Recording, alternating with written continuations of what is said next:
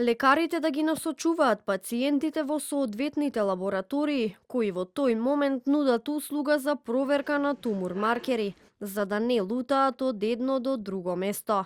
Така, ќе се подобри начинот на кој се користат овие анализи при следењето на здравствената состојба кај пациентите, порача директорот на Фондот за здравствено осигурување Сашо Клековски на денешниот брифинг со новинарите.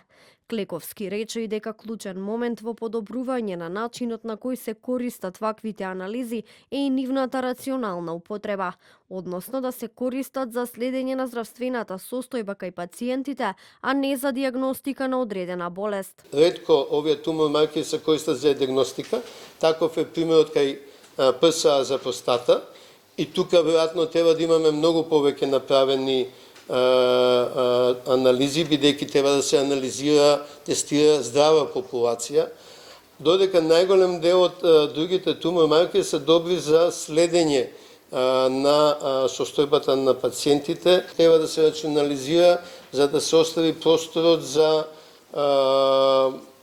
за пациентите на кои е тоа неопходно. Ана Марјановиќ, онколошка пациентка и членка на Сдруженијето Хема Онко, за Телевизија 24, вели дека во Македонија тумор маркерите се користат почесто отколку што препорачуваат меѓународните стандарди. Според неа, тоа е поради недоверба на пациентите во здравствениот систем.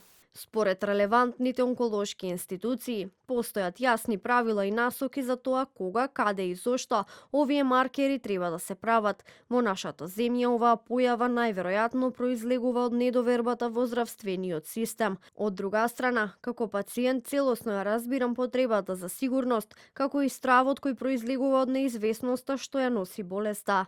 На денешниот брифинг беше презентирана и анализа на Фондот за здравство, која покажува дека до септември 2025 година биле направени 238.744 тумор маркери, кои чинат над 2 милиони евра во фактурирани услуги кон фондот.